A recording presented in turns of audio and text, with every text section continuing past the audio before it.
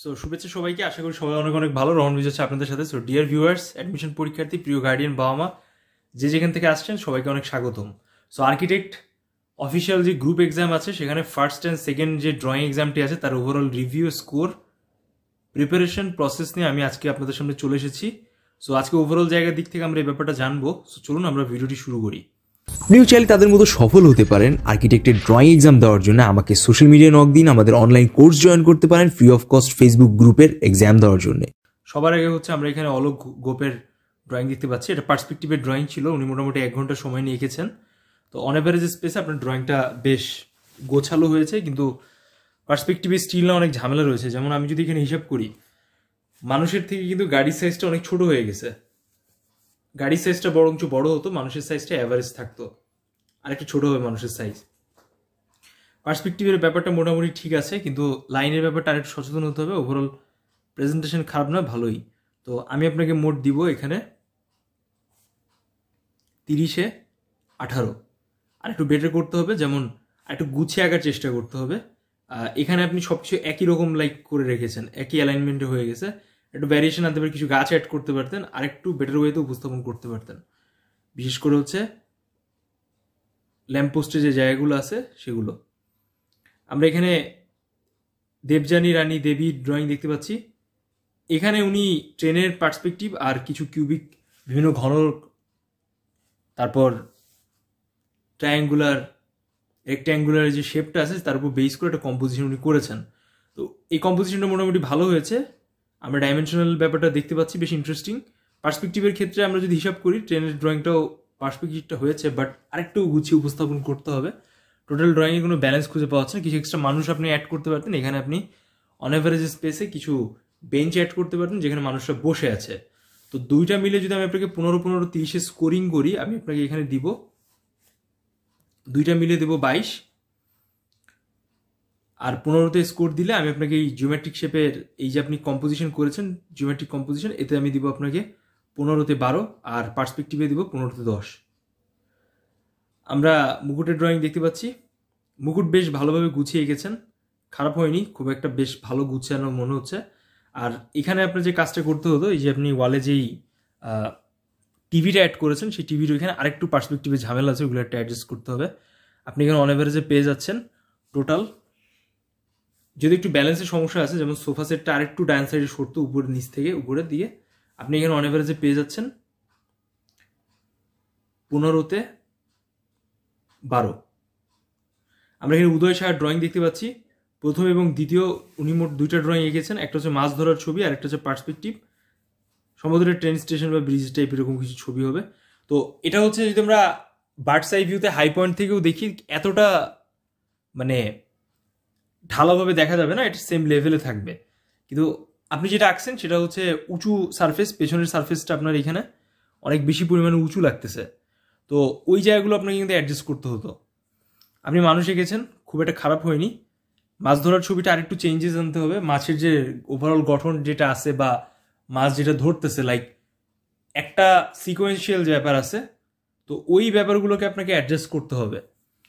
বেশ ভালো লাগছে ব্যাপারটা এই যে আপনি সময়ের ভেতর আঁকার চেষ্টা করেছেন, 15 মিনিট 34 মিনিট। সো খারাপ হয়নি অ্যাভারেজ স্পেসে, কিন্তু আরেকটু বেটার করতে পারতেন আপনি। ফুটপাতের ছবি হিসাবে পার্সপেক্টিভের ব্যাপারটা ঠিক ছিল, কিন্তু ওই উঁচু জায়গাটা আরেকটু নিচু ডাউন হতো। এখানে সরাসরি মেল অ্যান্ড ফিমেল ফিগার আছে, হোপফুলি এটা আরেকটু আপনি ভালোভাবে ক্লিয়ারলি বুঝতে পেরেছেন। তো এখানে আমি আপনাকে টোটাল দিব 30-এ, দুটো ইন্ডিভিজুয়াল স্কোর আমি আপনাকে দিব এখানে 18। উপরের প্রথম ড্রয়িংয়ে দিব হচ্ছে 9, দ্বিতীয় ড্রয়িংয়ে দিব হচ্ছে, প্রথম ড্রয়িংয়ে দিব হচ্ছে 10, আর দ্বিতীয় ড্রয়িংয়ে মাছ ধরার ড্রয়িংয়ে দিব 8। 15-15 স্কোর হলো আপনার অন অ্যাভারেজ স্পেসে। তো আপনারা অলরেডি জানেন যে আমরা আর্কিটেক্টের কিন্তু কমপ্লিট প্রিপারেশন দিচ্ছি, যেখানে আপনারা government, private university, both sector proper একটা আর্কিটেক্টের অ্যাডমিশনের গ্র্যাজুয়েশনের পরীক্ষার জন্য যে প্রিপারেশন প্রয়োজন 24-25 সেশন আপনি কিন্তু সরাসরি আমাদের থ্রুতে পেয়ে যাচ্ছেন। তো আপনারা জানেন যে নেক্সট আর্কিটেক্টের এক্সাম রয়েছে ফেব্রুয়ারি মান্থে, এমআইএসটিতে আছে, রুয়েটে আছে, একই সাথে হচ্ছে সাস্টে আছে। তো সাস্টের যে এমসিকিউ রিলেটেড বিভিন্ন সমস্যা আছে, বা অনেক স্টুডেন্ট আসলে এটা নিয়ে কনফিউশন থাকে, কীভাবে কি পড়বে না পড়বে। 4 নম্বরে একটা কমন এমসিকিউজ আসে, তারপর টোটাল 30 মার্কসের এক্সামে 26 মার্কসের 3টা বা 2টা ড্রয়িং আসে। তো ওই সকল জায়গাগুলো ব্যাপার বিষয় বিবেচনা করে কিন্তু আমরা এবার নতুন করে আমাদের প্র্যাকটিসগুলো আরও একবার সাজিয়েছি। এখানে হচ্ছে আপনারা যদি সরাসরি খেয়াল করেন যে এখানে আপনারা একটা কমপ্লিট সিলেবাস পেয়ে যাচ্ছেন যে কী কী বিষয়ের উপর বেস করে হচ্ছে আমরা কমপ্লিট প্রিপারেশন দিচ্ছি। তো আপনার perspective, composition, urban area, figure drawing, working figure drawing, mirror perspective, eyeball composition, বিভিন্ন ধরনের হচ্ছে geometric shape composition, scenario based drawing, logo, poster, book illustration, still life composition, 3D art, এই সব কিছুর সমন্বয়ে কিন্তু আমরা আপনাদের অ্যাডমিশন টেস্টের পাবলিক অ্যান্ড প্রাইভেট ইউনিভার্সিটির কমপ্লিট প্রস্তুতি কিন্তু দিয়ে আসছি বিগত 3 বছর ধরে। আমাদের সাকসেস রেশিও অনেক ভালো, বইটাও আমরা টপ পজিশন করেছি। একই সাথে হচ্ছে আমাদের ছেলেপেলে যারা পরীক্ষা নিচ্ছে আপনি তাদের সাথে কন্ট্যাক্ট করতে পারেন, দেন তাদের থ্রুতে কিন্তু একটা আইডিয়া আপনারা পেতে পারেন। সো দেরি না করে আজকেই জয়েন হয়ে যায়, আর অবশ্যই আমাদের রেগুলার কন্টেন্ট ফলো করতে থাকেন। You will get up huge information about drawing. আমরা দেবযানী রানী দেবী ড্রয়িং দেখতে পাচ্ছি।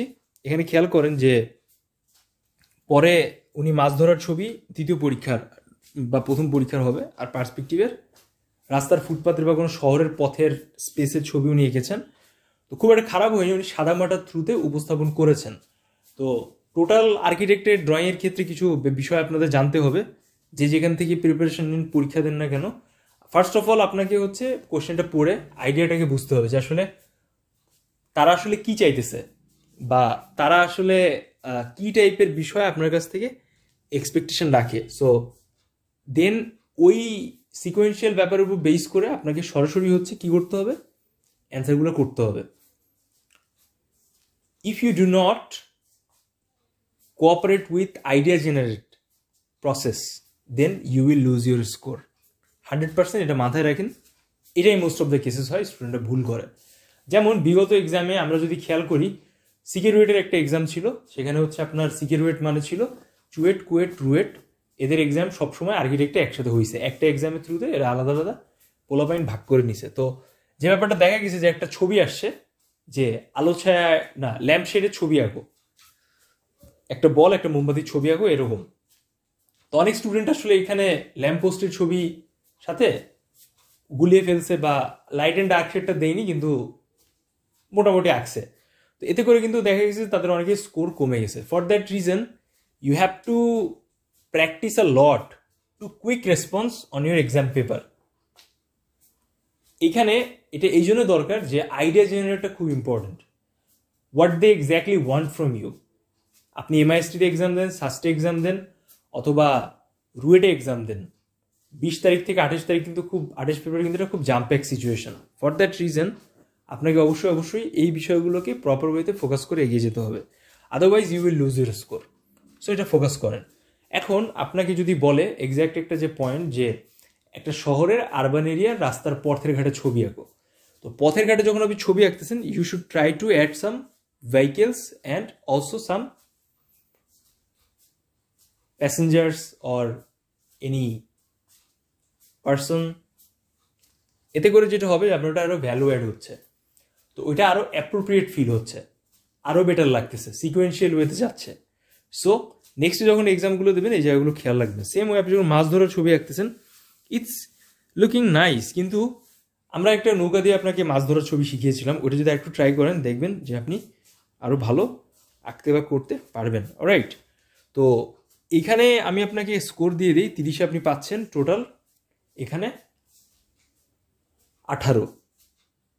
আমি আপনাকে দুইটা মিলে 9 দিচ্ছি, 18, 30-এ 15, 30-এ স্কোর। তো নেক্সট টাইম আপনারা যখন এক্সাম দিবেন তখন সবাই অবশ্যই ট্রাই করবেন যে একটা কমপ্লিট টাইম কত লেগেছে, কিভাবে হচ্ছে আপনি আগাচ্ছেন, কি কি এক্সাক্ট বিষয়ের উপর বেস করে আগাচ্ছেন, কতটুক আপনি ফিউরিয়াস ওয়েতে আগাচ্ছেন কিনা, how can you manage your time, সব কিছু যেন একটা ওভারঅল ক্যাপশনে ইনফরমেশন থাকে। হ্যাঁ, সো এখানে যদি আপনি এক্সাম এভাবে লিখে দিতেন ক্যাপশনে যে এক্সাম 1 যেমন উদয় করছে, এক্সাম 1 34 মিনিট, এক্সাম 2 15 মিনিটস, এরকমভাবে আপনি দিতে পারেন, আপনার নাম দিতে পারেন, কোন কোন ডেটে এক্সাম ছিল, দেন জিনিসটা আরও গোছালো হয়। তো এক্সাম হলের বেটার পারফরমেন্সের জন্য সেকেন্ড এই বিষয়টাও খুব গুরুত্বপূর্ণ যে আপনাকে যেন গুছিয়ে আপনি বিষয়টাকে উপস্থাপন করতে পারেন। You should also try to highlight yourself in an smart way. কারণ আপনি যদি এটা না করেন আপনার এক্সামিনার আপনার প্রতি একটা নেগেটিভ ধারণা করবে, এতে করে আপনি আপনার স্কোর লুজ হয়ে যাবে। এটা একটা ব্যাপার হলো। সেম সিকোয়েন্স সেম ওয়াইজ ব্যাপারটা হইতেছে যে আপনি যাই আঁকেন না কেন আপনার একটা প্রপার ফ্লো লাগবে, গাইডলাইন লাগবে, প্র্যাকটিস লাগবে। সো এটার জন্য বেশি বেশি করে প্র্যাকটিস করেন, আমাদের সাথে জয়েন করেন, ডিসক্রিপশন বক্সে ইনফরমেশন দেওয়া আছে, জাস্ট আমাকে সোশ্যাল মিডিয়া নক দিলেই হচ্ছে, বাকিটা আমি আপনাকে বুঝিয়ে দেবো। So thank you so much, শুভকামনা রইল সবাইকে। গুচ্ছতে আমাদের অলরেডি প্রিপারেশন শুরু হয়ে গেছে, আর যারা যারা চাচ্ছেন আমার সাথে কানেক্টেড জয়েন হয়ে যান। সবার কাছ থেকে বিদায় নিব, সবাই ভালো থাকেন, শুভকামনা, আল্লাহ হাফিজ।